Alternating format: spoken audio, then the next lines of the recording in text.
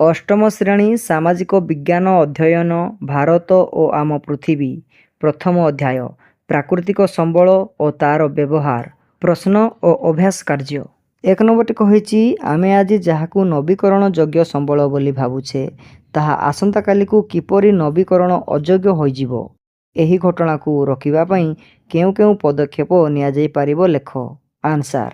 ଯଦି କୌଣସି ନବୀକରଣ ଯୋଗ୍ୟ ସମ୍ବଳର ବ୍ୟବହାର ତା'ର ପ୍ରାକୃତିକ ପୁନର୍ଭରଣ ବା ରିଜେନେରେସନ୍ ହାରଠାରୁ ଅଧିକ ହୁଏ ତେବେ ତାହା ଶେଷ ହୋଇଯାଇପାରେ। ଉଦାହରଣ ସ୍ୱରୂପ ଅତ୍ୟଧିକ ଜଙ୍ଗଲକ୍ଷୟ କିମ୍ବା ଭୂତଳ ଜଳର ଅସୀମିତ ବ୍ୟବହାର। ଯଦି ଆମେ ପ୍ରକୃତି ଭରଣା କରିବା ପୂର୍ବରୁ ସବୁ ଜଳ ବା କାଠ ବ୍ୟବହାର କରିଦେବା ତେବେ ତାହା ସୀମିତ ହୋଇଯିବ। ପ୍ରତିଷେଧକ ପଦକ୍ଷେପ ସନ୍ତୁଳିତ ବ୍ୟବହାର ସମ୍ବଳଗୁଡ଼ିକର ଆବଶ୍ୟକତା ଅନୁଯାୟୀ ସୀମିତ ବ୍ୟବହାର କରିବା। ଜଳ ଅମଳ ବର୍ଷା ଜଳ ସଂରକ୍ଷଣ କରି ଭୂତଳ ଜଳସ୍ତର ବୃଦ୍ଧି କରିବା। ନବୀକରଣ କଟାଯାଉଥିବା ଗଛ ବଦଳରେ ନୂତନ ବୃକ୍ଷରୋପଣ କରିବା। ପ୍ରଯୁକ୍ତି ବିଦ୍ୟାର ବ୍ୟବହାର ସମ୍ବଳର ଅପଚୟ ରୋକିବା ପାଇଁ ଆଧୁନିକ ସଂରକ୍ଷଣ କୌଶଳ ଆପଣେଇବା। ତାପରେ 2 ନମ୍ବରଟି କହିଛି ମନୁଷ୍ୟର ସେବାରେ ଆସୁଥିବା 5ଟି ପରିସଂସ୍ଥା କାର୍ଯ୍ୟାବଳୀର ନାମ କୁହ। ଆନ୍ସାର।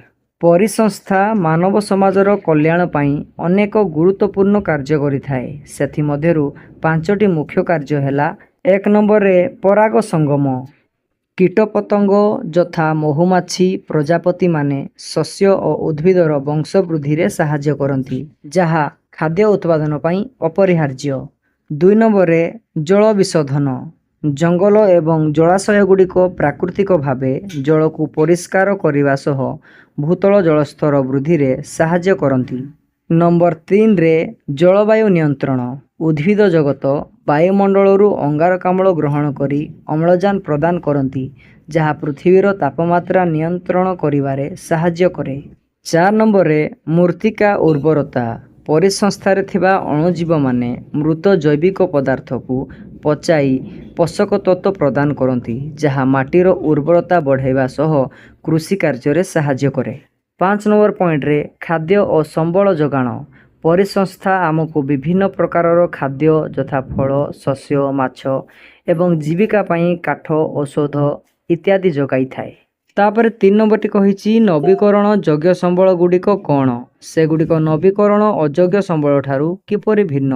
ବର୍ତ୍ତମାନ ଏବଂ ଭବିଷ୍ୟତ ପିଢ଼ି ନିମନ୍ତେ ନବୀକରଣ ଯୋଗ୍ୟ ସମ୍ବଳର ଉପଲବ୍ଧି ନିଶ୍ଚିତ କରିବା ପାଇଁ ଲୋକମାନେ କ'ଣ କରିପାରିବେ?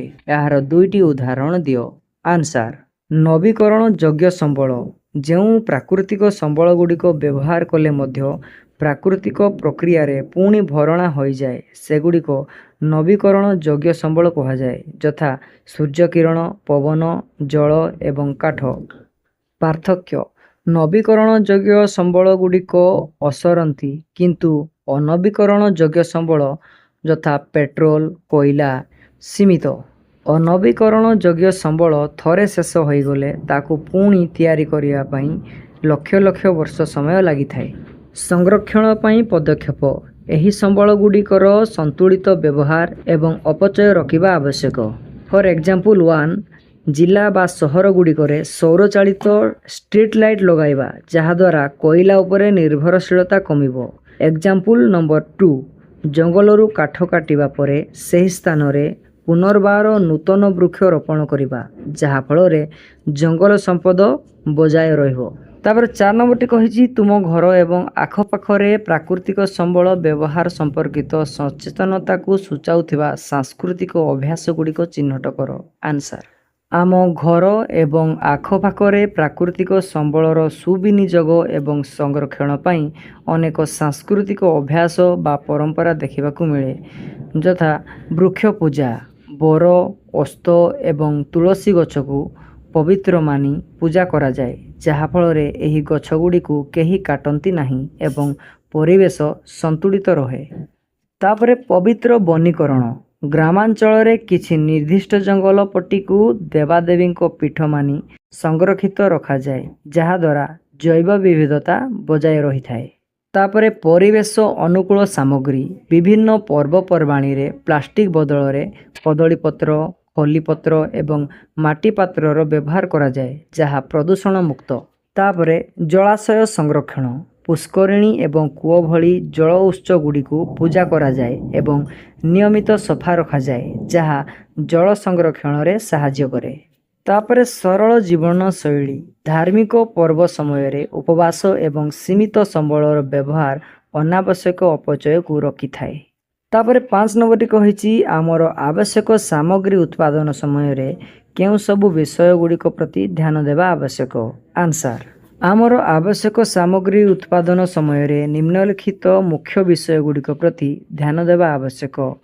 ସମ୍ବଳର ସୁବିନିଯୋଗ, ଉତ୍ପାଦନ ପାଇଁ ଯଥାସମ୍ଭବ ନବୀକରଣଯୋଗ୍ୟ ସମ୍ବଳ ଏବଂ ପରିବେଶ ଅନୁକୂଳ କଞ୍ଚାମାଲ ବ୍ୟବହାର କରିବା ଉଚିତ।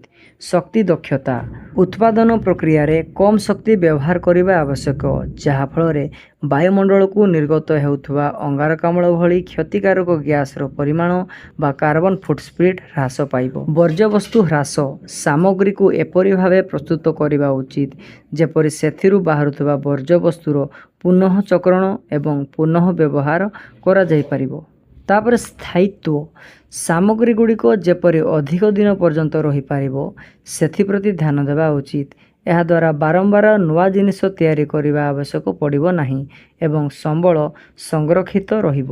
ତାପରେ ସ୍ଥାନୀୟ ଉତ୍ପାଦନ ଓ ପରିବହନ, ସାମଗ୍ରୀଗୁଡ଼ିକୁ ସ୍ଥାନୀୟ ଅଞ୍ଚଳରେ ଉତ୍ପାଦନ କଲେ ପରିବହନ ଖର୍ଚ୍ଚ କମିବା ସହ ଗାଡ଼ିରୁ ନିର୍ଗତ ହେଉଥିବା ଧୂଆଁ ମଧ୍ୟ ହ୍ରାସ ପାଇଥାଏ।